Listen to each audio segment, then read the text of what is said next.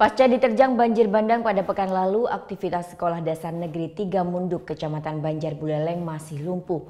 Kegiatan belajar mengajar pun belum bisa dilakukan karena sejumlah ruang kelas masih terendam lumpur. Hampir sepekan pasca diterjang banjir bandang di kawasan Tamblingan Banjar Buleleng, para siswa Sekolah Dasar Negeri 3 Munduk masih diliburkan.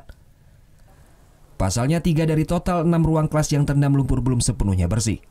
Ketebalan lumpur hingga 70 cm ini sangat sulit dibersihkan pihak sekolah.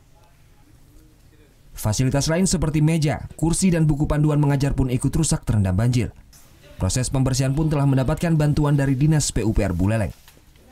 Rencananya pihak sekolah akan mulai proses belajar mengajar dalam 2 hari ke depan. Untuk sementara niki sekolah diliburkan sementara masih wali-wali membersihkan kelas yang ada kena lumpur. Kemudian mungkin 2 hari ke depan sehingga proses belajar mengajar bisa berjalan dengan baik, supaya anak-anak tidak banyak libur karena situasinya tanggal 19 niki wenten ada tryout untuk kelas 6 tanggal 19 Februari. Sejumlah siswa pun ikut membantu membersihkan sekolah pasca banjir bandang. Para siswa berharap bisa segera mulai sekolah karena sudah terlalu lama tidak belajar. Nggak bisa belajar, nggak bisa sekolah.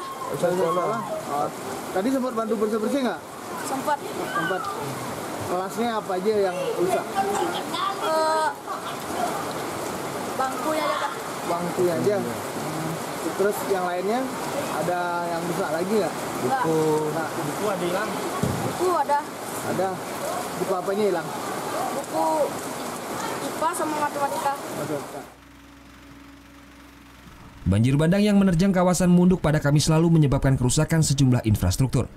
Selain jalan yang amblas, rumah warga dan perkebunan pun mengalami kerusakan.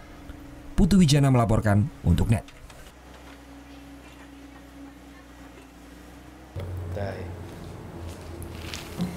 Udah selesai kan nontonnya? Nah, jadi jangan lupa buat like, komen, dan subscribe ya.